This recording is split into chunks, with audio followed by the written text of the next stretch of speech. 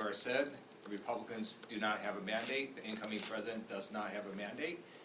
We look forward to working with the incoming administration on ideas and policies that will help the American people. But if they overreach, that is not what the American people voted for or asked for. And we urge Republicans not to overreach. Questions?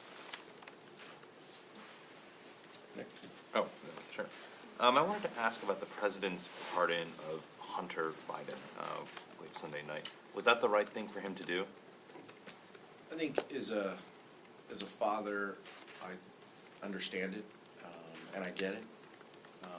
But as someone who has spent a lot of time at this podium, talking about the importance of respecting the rule of law, it's disappointing.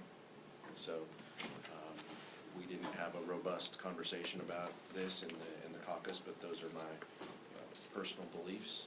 The president gave his word and said publicly that he wasn't going to give a pardon, and then he did. So that part's disappointing. I believed him when he said he wasn't. In this Congress, with a small Republican majority, Democrats pulled Republicans out of the fire on a number of must-pass bills and major issues.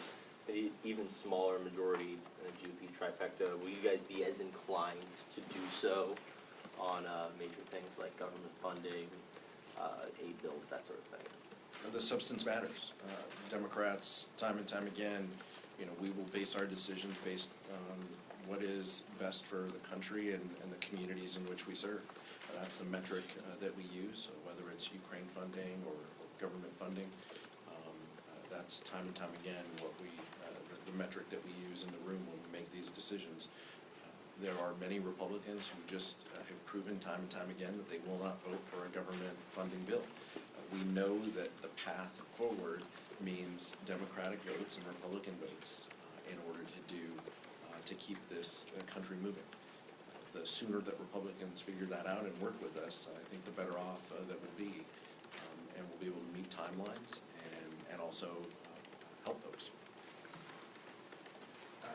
So one of the major things that will happen next year is a tax bill, and if Republicans are going to do big giveaways to billionaires, then no, Democrats are not going to support that. But if they want to pass tax reform that's going to help working class families, then Democrats will absolutely work with Republicans to get that done. And just to follow up on California specifically, a couple of these late-breaking seats went to Democrats from California. What went right for Democrats in the couple seats that y'all flipped there? I think we had some amazing candidates. I think we had some very strong candidates. So pleased, as the vice chair mentioned, to be able to welcome Adam Gray. We FaceTimed him from caucus this morning to just wake him up and tell him we appreciated him. But George Whitesides, Derek Tran, and a critical hold with D-Minn. These were candidates with amazing stories to tell. But we also built a broad-based coalition. I saw the vice chair out in these districts time and time again. We had Senator Alex Padilla, Governor Newsom, the California Democratic Party, Zoe Lofgren, the dean of the California delegation, kind of leading our efforts. A high level of coordination with the Democratic Congressional Campaign Committee. But ultimately, these candidates and their stories is what broke through. Netting 3 seats was a very big deal for California, a point of pride with the vice chair and I, and excited to share some of those lessons learned once we dig into the data and find out a little bit more. Congressman Wiley Nickel wrote an article in the Charlotte Observer noting that but for the extreme partisan unprecedented gerrymander in North Carolina, Democrats would have flipped the House. And if you look at what happened in this election, Democrats actually removed more Republican incumbents than vice versa. So again, the American people voted with House Democrats in a number of districts and a number of places, and the Republicans do not have a mandate. That is not what this election showed, and I hope Republicans will work with Democrats to help the American people. Mr. Chair. Mia and then Cassie. Leading off of that, though, what do you think went right in California that didn't work in other states? And I guess what do you think are the lessons? Are there lessons from that can be implemented nationally? I think we're going to have kind of a comprehensive, deeper dive on this once we get some of the precinct level, data on what worked in some of these races. But clearly, I mean, it starts with the coordination on the political side. I think that all of these candidates felt that they had the resources that they needed to communicate their message. We were swimming against some pretty stark headwinds. But in places like California, where we believe in, one, counting every vote and giving people, options to exercise their ability to vote with a robust vote-by-mail program, I mean, those are points that were incredibly helpful. But driving a message that talked about quality of life issues, what happens in those districts, and what happened in California was those candidates did that. Was there anything learned in 2022 that you think worked successfully this time around?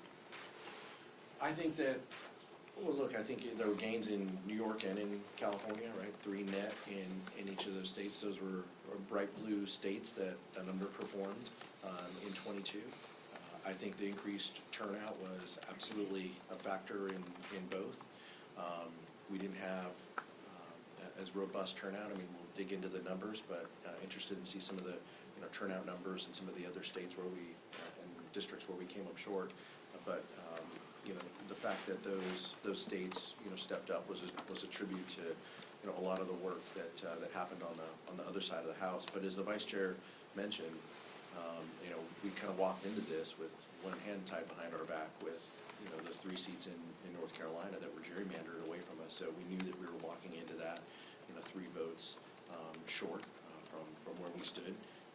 We still overperformed and got the job done in those states, but we lost a few in other places. Yes. So at the top, you mentioned, that Democrats are willing to work with Republicans when it comes to government funding and defense. A lot of focus hasn't been put on the Farm Bill, the fact that, a lot of farmers, especially in California, are reliant on this funding. Have there been discussions about a 1-year extension of where, we are at currently as they continue to negotiate, since the Senate just sent over that copy of the bill? Can you kind of just give an update on where that stands? Yeah, our understanding is that we're running up against a time clock here, and that is likely the most certain path is a 1-year extension.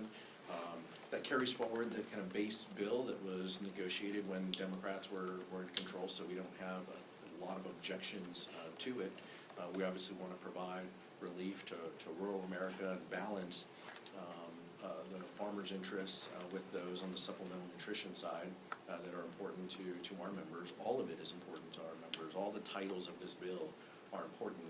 And so seeing that we're running up against the clock, kind of carrying forward the base bill that carries forward a lot of our values seems like the best path forward. But I refer you to the committee members who know a little bit more. But Republicans haven't approached Democratic leadership saying that they're willing to put that on the floor yet. I've not heard a timeline to put anything on the floor.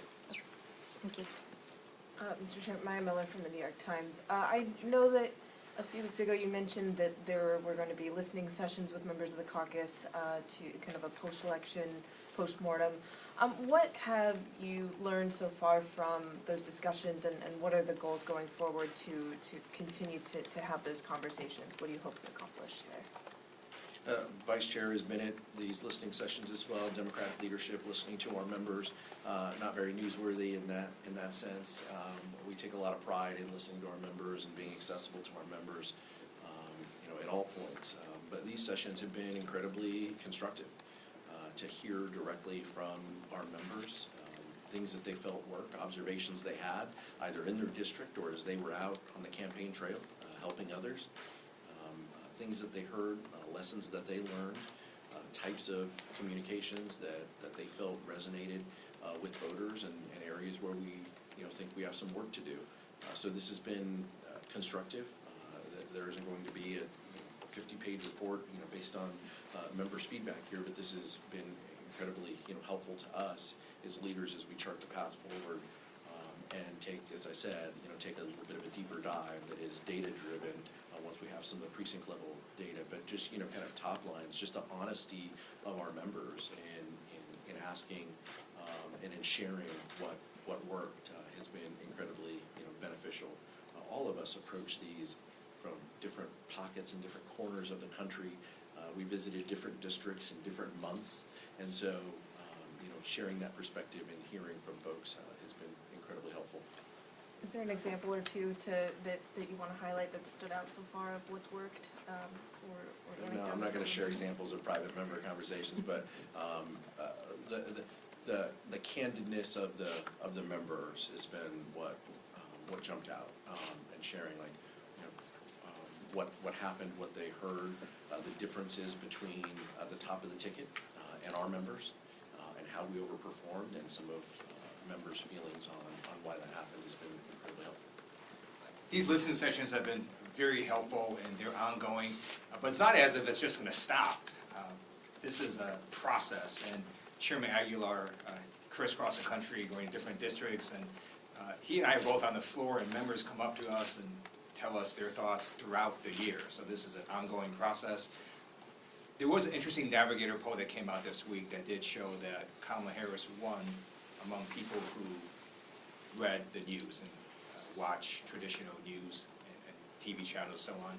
And then she lost among those who primarily got their sources of information from social media. So last night there was a vice chair dinner where we had a discussion about how to expand outreach and presence on social media. And clearly we're in a new world where people are getting news from a lot more different sources, and we have to be able to adjust that. Mr. Chair. A lot of several House members received bomb threats and swatting attacks over Thanksgiving. It comes after several Trump nominees received, similar threats.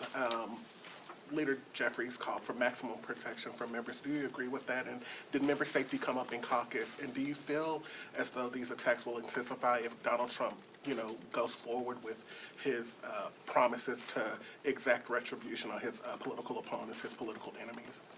Oh, we absolutely, the vice chair and I absolutely stand by the statement that Leader Jeffries put out. Protecting members is the top priority. Members need to feel protected in order to come to work and to do the job. Huge tribute to local law enforcement agencies working with Capitol Police in order to respond to these. Some delegations faced concerns and those threats, and I thought it was handled incredibly professionally. We were texting members, just checking in on them and talking to them, but yeah, I mean, we agree with Leader Jeffries that members need to feel protected in order to do this work. The data kind of spells this out, right? I mean, there were, I think, 800 threats to members kind of pre-Trump era. That spiked up to thousands on members. It passes prologue. That's something that we have to be prepared for. That's something that we need to work to ensure that our members know that that's coming up and know that that's in front of us. We all sign up for these jobs, with this, and I've talked about this before, these kind of twin pressures of wanting to help our country and wanting to help our community. I mean, and so we don't want anything to come in the way of doing that work. And but this is a reality of public life at times, and it's something that we need to do, take every precaution imaginable. And tribute to Joe Morelli and the House administration team for making resources available to us. Is it enough? Not always, but they're giving us more tools in order to feel safe about the work that we do. So we've seen two Democrats now express interest in joining the DOJ caucus, saying that they want to talk about finding ways to cut government waste. Do you see an area of the government where you think the government could be more efficient and waste could be cut? I always feel that there are efficiencies in organizations. When I helped run a city, I felt the same way with a budget that had a lot less zeros than we deal with today. Anytime you can root out inefficiencies, make things easier, reduce costs, in this case reduce the deficit, those should be principles and ideas that Democrats embrace. We don't want people harmed in those changes, but the idea of, one, being bipartisan and working together, and two, rooting out waste and abuse is something that we're supportive of. How we go about this is the piece that the administration will guide, and so Not every Democrat will sign on to those efforts because we're fearful in the way that it's going to be used. But the principle of inefficiencies and lowering the deficit is something that we should support. I had a similar question to him, but just to go further, what kind of role do you think Democrats should play overall in that conversation? And then more broadly, if you don't think that you all should be engaged directly on this matter, what are some alternatives to trying to get the debt under control? Look, we'll see what this, there's two separate things, right? I mean, the question was about this kind of Doge caucus that is potentially congressional members. There's a lot of caucuses around here, and many of them are bipartisan. The specific efforts that the incoming administration has highlighted, I don't know if those will be bipartisan. We don't know what structure that will take. That will be more formal kind of committee process. And so we'll see. The question is, we don't know. But the principle and the idea of efficiencies in government is something that we should be supporting where there are inefficiencies. And so that's a principle that we will continue to carry it, and we'll see how the year unfolds. Chad. Good morning, thank you. Found out, obviously, come end of January, it's going to be 217 to 215 around here. Obviously, it's going to be incumbent upon Republicans to get their people here, but you guys could throw a lot of wrenches into some of their bold plans by having every single one of your members here. Can you describe what this is going to be like? Are you going to take attendance? I mean, is it going to be an enhanced whip effort? Are you going to say, hey, don't go to your son's graduation? I mean, what types of things are you guys going to have to do to make sure you get everybody here on each of those votes to make it hard for the other side? It's important for every member to come to work and to do their job. That's what we're telling our caucus. Their attendance is incredibly important, and the work that we do here is important. Pushing back against Republican overreach is potentially something that we have to do next year, and in order to do that, we're going to need them. We're going to need them coming. So life happens, emergencies happen. We absolutely get it, but there are things that we can control as members, appointments and things on the personal side, and we need to look at the House calendar when we do those. Are you worried about some of the health? I mean, obviously, Mr. Scott, Mr. Grijalva lost chunks of time this past year because of health issues. I mean, again, that's life. Again, but sometimes that's going to be a problem. Yeah, that's life, but members also ran for these jobs. Members ran for these jobs and were reelected, knowing that was what they were experiencing. If they asked their voters to send them to D.C. to do work, my expectation is that they're going to come to D.C. to do work. That's how I approach it.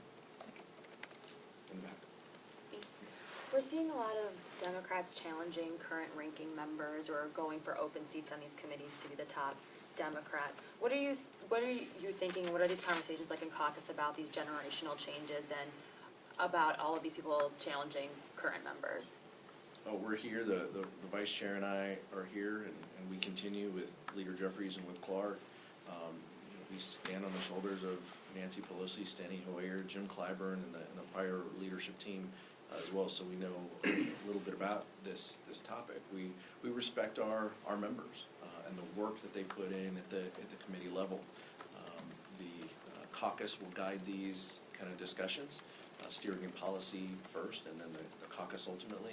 The vice chair and I won't comment on specific races because we're likely going to be presiding over these races as well. So, but we are in touch with all of our members, hearing them out, and we're confident that in this time, it's going to take a Democratic caucus who is firing on all cylinders to push back against extremism and to make sure that we're doing everything we can to carry forward the bipartisan principles that we've talked about, and that we lower costs for the American public. That's what this is going to be about, and we want to make sure that the right voices, the caucus wants to make sure that the right folks are leading these committees, and I'm confident that we're gonna get it right, whatever the result ends up being. Last question. Thank you so much. There is, we can call it another challenge already for Democrats, because last week current administration requested to attach to upcoming CR additional aid to Ukraine, $24 billion. And just 30 minutes ago, Speaker Johnson told me he's not planning to do that until new administration will come. what is the strategy and the plan of Democrats to bring on more additional aid to Ukraine? Democrats have overwhelmingly supported Ukraine and will continue to support Ukraine to fight Russian aggression. I saw those comments for the first time as we were walking in here, so that's a question on the calendar and what comes up. But Speaker Johnson is clear that he wants to wait for the incoming administration. He wants to take his orders from the incoming administration when it comes to Ukraine funding. If that's a decision, then that's the decision. But Democrats will continue to support our allies when these votes come up. Thank you. Thank you. Thank you. Thank you.